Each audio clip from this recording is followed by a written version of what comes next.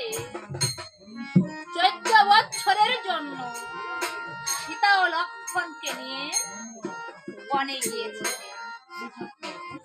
তো বনবাসীকালে একদিন ওই দুষ্ট দশানু মা সীতাকে একা পেয়ে তাকে হরণ করে নিয়ে যায় তার লঙ্কায়। এদিকে রাম লক্ষ্মণ ফুটে এসে সীতাকে না দেখতে সীতা সীতা বলে ডাকাডাকি শুরু করছে, কিন্তু কোথাও সীতার সন্ধান পাচ্ছে না।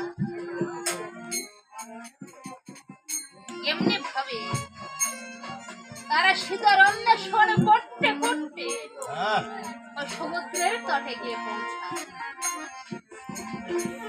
সেখানে মৃতপ্রায় তটাই পক্ষীর মুখে সীতার সংবাদ শুনে রামচন্দ্র আমার বানর ভল্লুক সঙ্গে করে সমুদ্রের উপর সেতু নির্মাণ করে লঙ্কায় গিয়ে লঙ্কায় রাজা রাবণের সঙ্গে করেছিল ঘোর যুদ্ধ।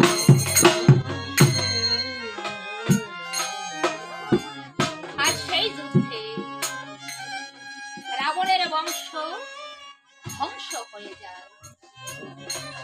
এবার রামচন্দ্র সীতাকে উদ্ধার করে রামচন্দ্র একদিন দেশে ফিরে দেশে এসে সবাই করে এক স্থানে বসে আছে।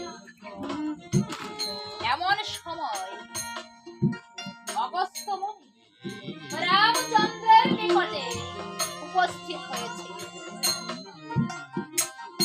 এবার রামচন্দ্র মুনিকে দেখে মুনিকে বসার আসন দিয়ে মুনিকে প্রণাম করতে গেছে। যেই না মুনিকে প্রণাম করতে গেছে এবার মুনি বাধা দিয়ে বলছে, দাঁড়াও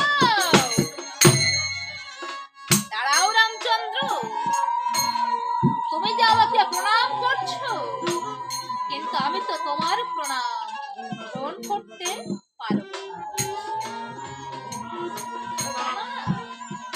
রাবণ কুম্ভকর্ণ রাক্ষস গন্ধের হত্যা করে এক ব্রহ্ম হত্যা পাপে লিপ্ত হয়েছে। তাই তোমার প্রণাম আমার পক্ষে গ্রহণ করা সম্ভব নয়। এবার রামচন্দ্র বলছে, মুনি ঠাকুর আমি মানছি আমি ব্রহ্ম হত্যা পাপ করলাম, কিন্তু মুনি ঠাকুর রাবণ কুম্ভকর্ণ এরা তো সবাই রাক্ষস জাতি ছিল। রাক্ষস জাতি হত্যা করে আমি কেমন ভাবে ব্রহ্ম হত্যা পাপে লিপ্ত হলাম? তখন মুনি বলছে, রামচন্দ্র সেটাই বিশ্বশ্রবা মুনির পুত্র আর কৌলাসের নাতি তাদেরকে হত্যা করে রামচন্দ্র তুমি হয়েছে আজ ব্রহ্ম হত্যা পাপী। বলে রামচন্দ্র তারা রাক্ষস হলে কি হবে? তাদের যে ব্রহ্ম অংশে জন্ম ছিল তাই তাদেরকে হত্যা করে তবে ব্রহ্ম হত্যা পাবে লিপ্ত হয়েছে। এবার রামচন্দ্র করজোড়ে বলছে, আমি যখন অজ্ঞানে মহাপাপ করেই বসেছি এখন আমার উপায়। মনে বলছে, রামচন্দ্র উপায় একটা আছে, তোমাকে একটা যজ্ঞ করতে হবে। তাই মুনির আদেশে রামচন্দ্র করেছিলেন এক অশ্বমেধ যজ্ঞের আয়োজন। যজ্ঞের ঘোড়া 3 দিকে জয়ী হয়ে শেষে বাধা পড়ল কোথায়? ওই দক্ষিণে বাল্মীকির কবর। সেখানে সীতার পুত্র কুশলাবের হাতে রামচন্দ্রের সকল সৈন্য সহ রাম লক্ষ্মণ ভরত শত্রুঘ্ন সবাই পরাজিত হয়েছিলেন। এমন সময় বাল্মীকি মুনি এসে তার কুমণ্ডলের জল দ্বারা মন্ত্র বলে সবাইকে সুস্থ করে দিল। যেই না সবাই সুস্থ হয়ে গেছে, এবার রামচন্দ্র করজোড়ে বলছে, আমার যে বড় অন্যায় হয়ে গেছে, কেননা আমি যে আমার যজ্ঞে আপনাকে নিমন্ত্রণ করি নাই। রামচন্দ্রের যজ্ঞে বাল্মীকি মুনিকে কিন্তু বাবা নিমন্ত্রণ করা হয়। রামচন্দ্র বলছে, মুনি ঠাকুর, আমার যে বড় অন্যায় হয়ে গেছে, কেননা আমি যে আমার যজ্ঞে আপনাকে নিমন্ত্রণ করি না, তাই তো আজ আমার এই অবস্থা। কিন্তু মুনি ঠাকুর, এবার কিন্তু আমার যজ্ঞে আপনাকে অবশ্যই আসতে হবে। এবার মুনি বলছে, রামচন্দ্র, আমি তোমার যজ্ঞে যাব, তবে ভেবো না আমি তোমার যজ্ঞে একা যাব। সঙ্গে করে এমন একটা জিনিস আমি নিয়ে যাব যা অযোধ্যার আজ পর্যন্ত কেউ কোনোদিন দেখেনি বা শোনেও নি। তুমি এখন যাও রামচন্দ্র, আমি আছি। রামচন্দ্র এবার কি করেছে,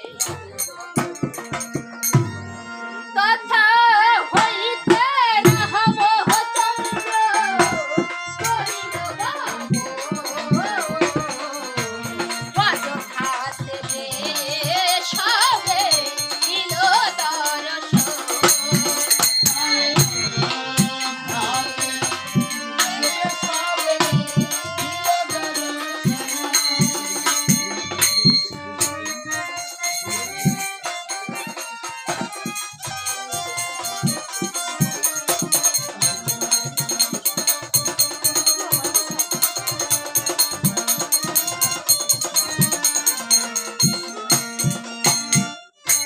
এদিকে মুনি ঠাকুর আমার ভাবে মনে মনে, ওই যজ্ঞ দর্শনে যাব আমি কুশীলবকে নিয়ে।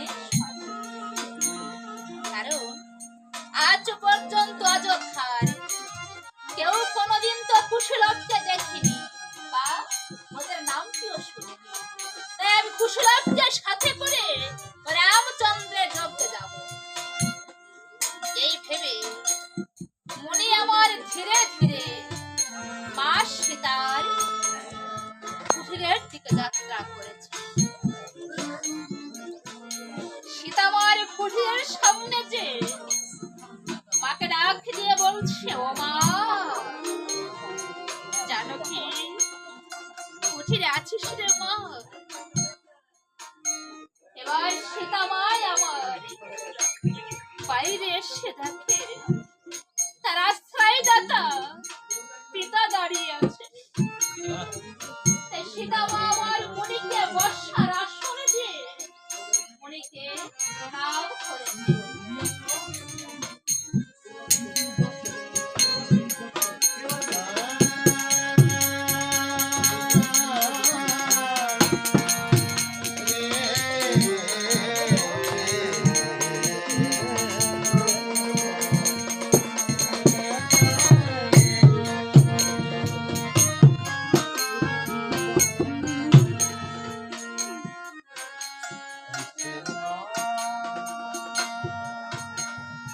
এবার সীতা দেবী বলছে, ও পিতা,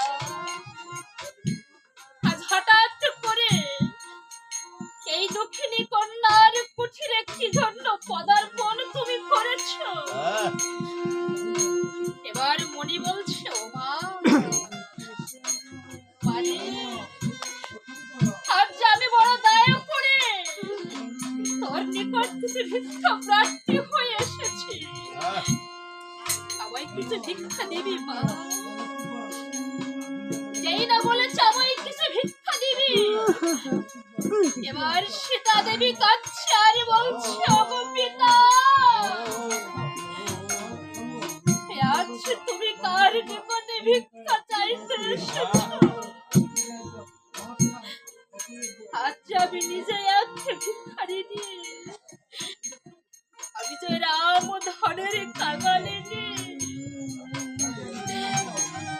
ধন সম্পদ বলতে আমার কাছে যে কিছুই নেই। কেন তুমি আমার কাছে ভিক্ষা চাইতে এসেছো? আজ আমি তোমাকে কি ধরনের ভিক্ষা দেব? তোমাকে দেওয়ার মতো আমার কাছে যে কিছুই নেই।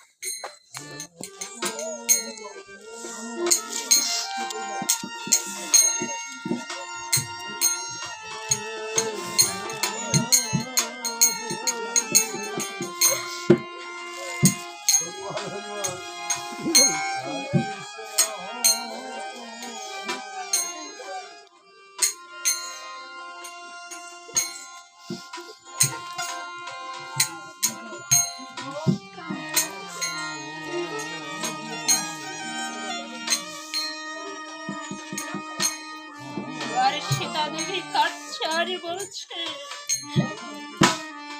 পিতা আমি যদি অযোধ্যার পাঠদানে ছিলাম, সেদিন যে দুহাত ভরে সোনার থালাই করে কত মুনি ঋষিদারিকে আমি ভিক্ষা দিয়ে এসেছি।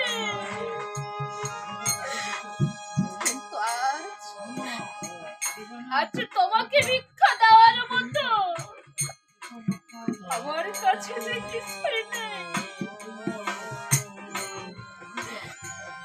আজ আমি নিজে এক ভিখারিনী, আমি তো রাম ধনের কাঙালিনী। এবার মনি বলছে, ও মা, মাগো ভিক্ষা চাইতে না চাইতে তুই এমন করে কেন কাঁদছিস? ওরে, আমি যে তোর কাছে যে ধন চাইতে এসেছি তুই তা না জেনে না শুনে এমনি করে কাঁদতে শুরু করেছিস। ওমা, তোর যে ধন নাই আমি কি জেনে শুনে কখনোই তোর কাছে সেই ধন চাই রে মা। এবার সীতা দেবী কাঁদছে আর বলছে, পিতা আজ আমার কাছে এমন কি ধন আছে তুমি তাই চাইতে এসেছো? এবার মনে বলছে, মাগো মাত্র কিছুদিনের জন্য তোর পুত্র কুশলকে আমায় ভিক্ষা দিবি, দেখবি মা তোর এই দুঃখের দিন, এই দুঃখের দিন যে তোর আর থাকবে না। যেই না বললো কুশলকে ভিক্ষা দেওয়ার কথা, এবার সীতা দেবী কাঁদছে আর বলছে, ওগো পিতা শত দুঃখের মাঝে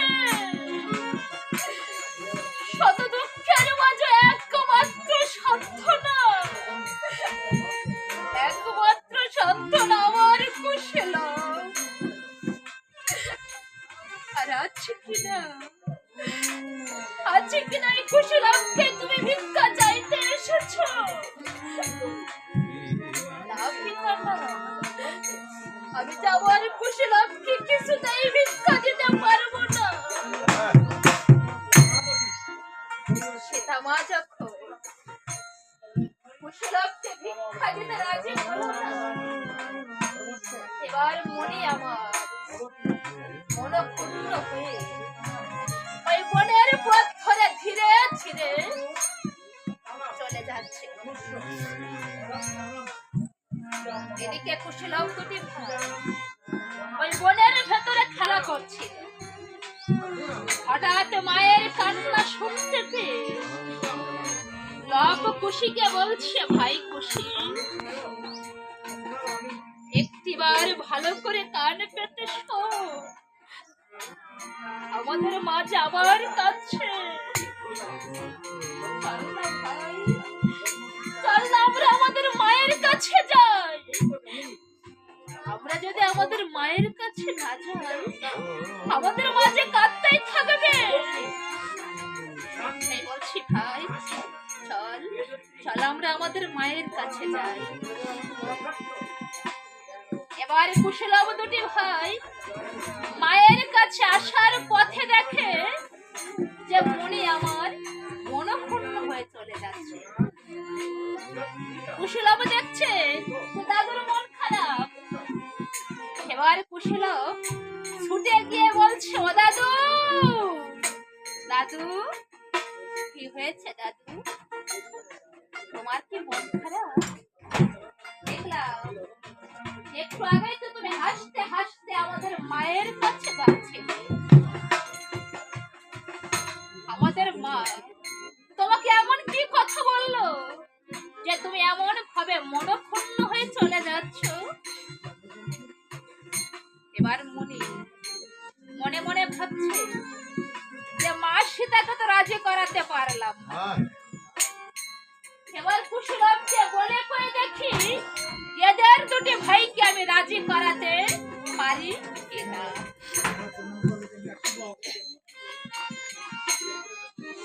তখন মুনি বলছে, দাদু ভাই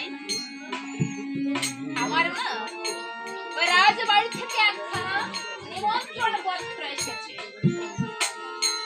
তাই আমি ভাবলাম যে আমি একা না গিয়ে তোমাদের দুটি ভাইকে আমার সঙ্গে করে নিয়ে যাব। কেননা তোমরা এই বনের ভেতরে থাকো, কখনোই তো নিমন্ত্রণ খাওনি, তাই তোমরা যদি আমার সঙ্গে যাও তাহলে আমারও ভালো লাগবে, আবার তোমাদেরও ভালো লাগবে। দাদু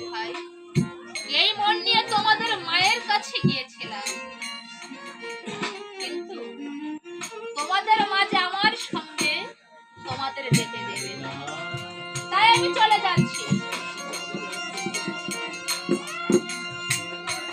এবার কুশলা বলছে, ও এই জন্যই তোমার মন খারাপ? দাদু তুমি ভেবো না, তুমি এখানে একটু অপেক্ষা করো, আমরা আমাদের মায়ের কাছ থেকে বিদায় নিয়ে তোমার কাছে আছি। এবার কুশলা দুটি ভাই দাদুর কাছ থেকে ফিরে গিয়ে মায়ের কাছে গিয়ে মাকে করজোড়ে বলছে, মা, ওই দাদু নাকি এসেছিল, ওই দাদু নাকি এসেছিল আমাদের নিমন্ত্রণে খেতে নিয়ে যাবে বলে, নাকি আমাদের যেতে দেবে না। এবার মা সেটা মনে মনে কুশলাবু দুটি হয়ে কি বলছে, একটু আগেই তো মুনি ঠাকুর আমার কাছে এসেছিল, কিন্তু নিমন্ত্রণের কথাটা একবারও বলল না। আমার সঙ্গে বলেছে কুশলাবার ভিক্ষার কথা, আবার কুশলাবার সঙ্গে বলেছে ওদেরকে নাকি নিমন্ত্রণে খেতে দিয়ে যাবে। না না, এই মুনির ভক্ত আমার একদম ভালো লাগছে না। তখন সীতা মা কুশলভকে বুকের মধ্যে জড়িয়ে ধরে বলছে, ওরে কুশলভ, তোরা তো জানিস আমি তোদেরকে ছাড়া একটি মুহূর্ত থাকতে পারি না, তাও কি তোরা আমাকে রেখে যাবি? কুশলভ বলছে, মাগো, আমরা এই বনের ভেতরে থাকি, তোমার ভিক্ষা অন্ন আর এই বনের ফলমূল খেয়েই তো আমরা বেঁচে আছি মা।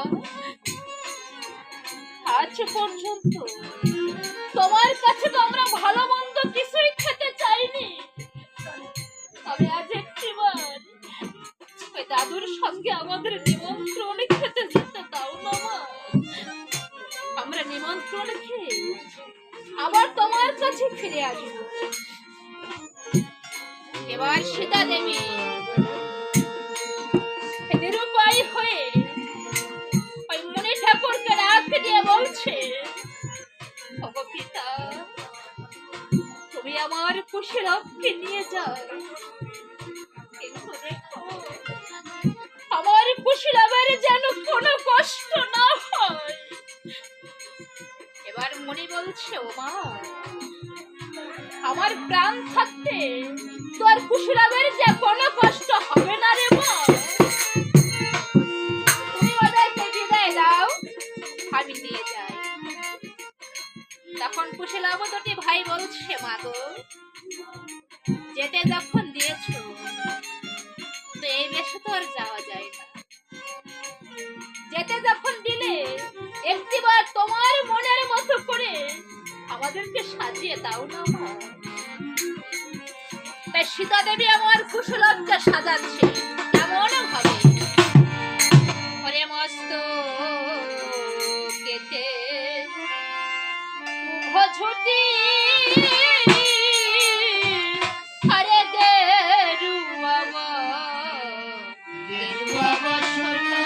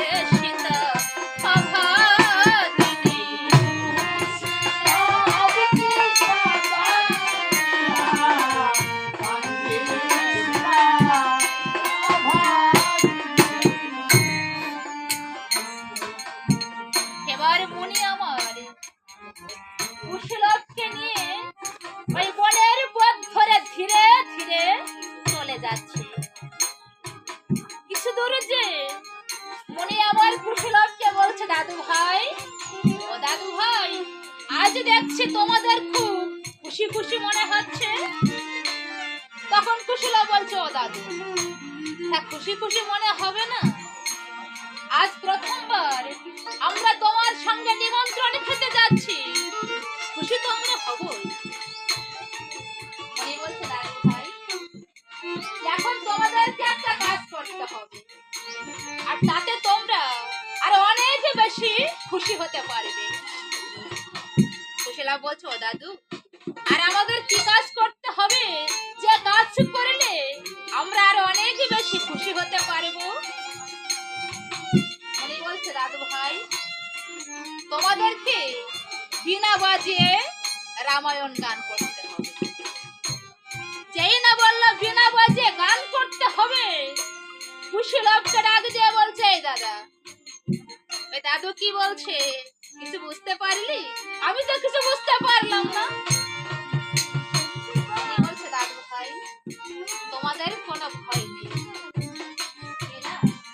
বিনা আমি তৈরি করে দেব। আর গান, ও যার গান সে নিজেই এসে গিয়ে যাবে, তোমাদেরকে কোনো চিন্তা করতে হবে না। এই বলে উনি আমার যজ্ঞ বলে দুখানা বিনা তৈরি করে কুশলাবের হাতে তুলে দিয়েছে। কুশলাবের হাতে দিয়ে বাঘ মাতা সরস্বতীকে ডাক দিয়ে বলছে, ও মা, যন্ত্র যদি ওহনে থাকে লক্ষ জনার মাঝে, যান্ত্রিক বিহনে যন্ত্র কেমন করে বাজে রে।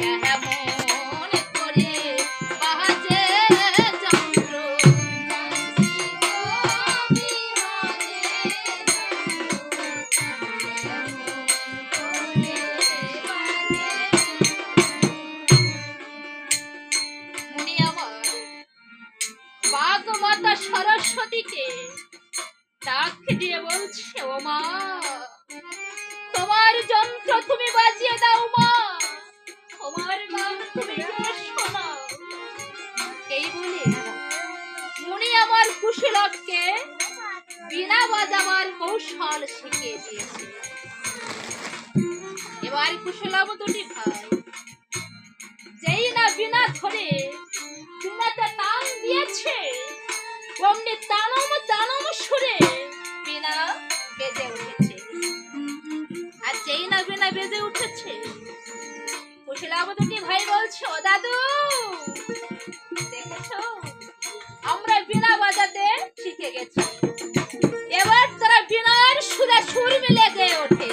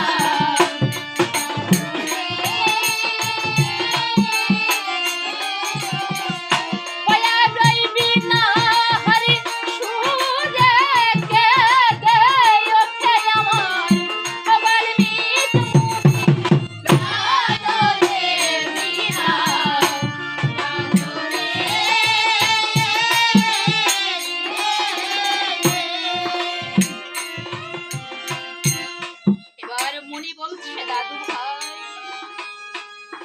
দাদু ভাই, তোমরা যে এত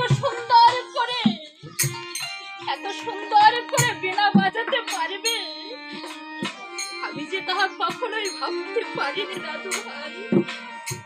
কিন্তু দাদু ভাই, তোমরা যে এত সুন্দর করে বীণা বাজিয়ে গান করছো, বলো তো এই গান তোমরা কার কাছ থেকে শিখেছো?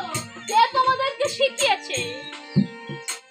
কুশলাভ দুটি ভাই বলছে দাদু, তুমি তো আমাদের সঙ্গীত বিদ্যা শিখিয়েছো, তুমি আমাদের সবার গুরু, তাই প্রণাম হয় গুরুদেব।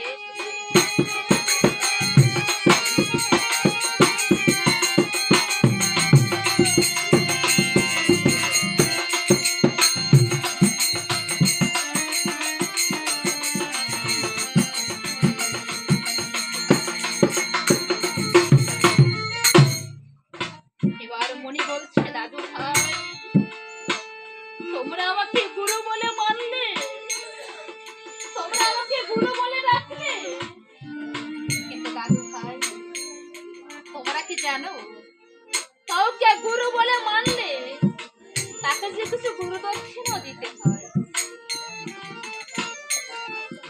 তারা বলে জগৎ সংসারে কেউ কারোর গুরু বলে মানবে না, আর গুরু দক্ষিণাও দেবে। এবার কুশলা বলছে দাদু, তোমার কথা সত্য, কিন্তু আমরা এই বনের ভেতরে গুরু দক্ষিণা কোথায় পাবো?